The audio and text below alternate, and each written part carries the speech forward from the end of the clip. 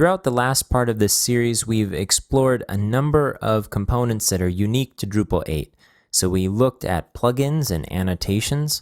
We looked at how the block system works, which is very different than the way it works in Drupal 7. We looked at creating forms, which is also a different structure than 7. We touched on the state API and the configuration API and how to store configuration for plugins.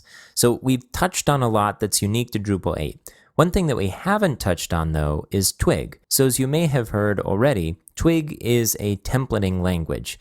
It allows us to create templates that don't require PHP, but also allow for powerful manipulation of information within the template itself. Now, the point of a templating language is twofold. First of all, it's kind of an intermediary between front-end developers and back-end developers.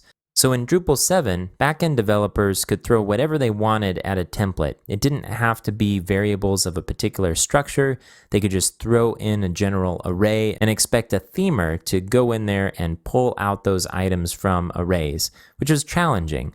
When using Twig, though, it enforces a particular structure for the variables that you pass into it. So it forces developers to kind of funnel what their intentions are into the template itself. And second, by separating out a template language from an actual programming language, it allows us to use the template in a safe way.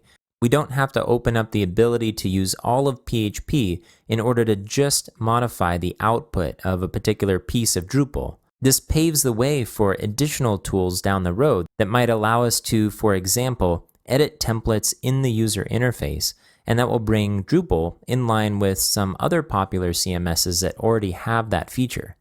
So the idea of Twig is pretty exciting. Twig was created originally by Sensio Labs, which was the organization that also created Symfony, so there's really good tie-in between Symfony and Twig. Now in Drupal 7, we had the option to either use a template file or a theme function.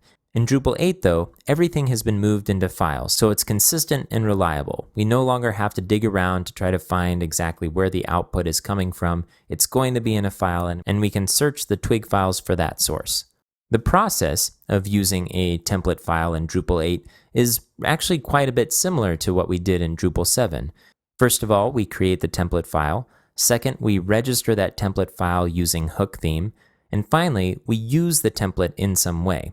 In Drupal 8, the way that we use the template is either going to be by supplying it as a theme element inside of a render array, or by passing it directly to Drupal render.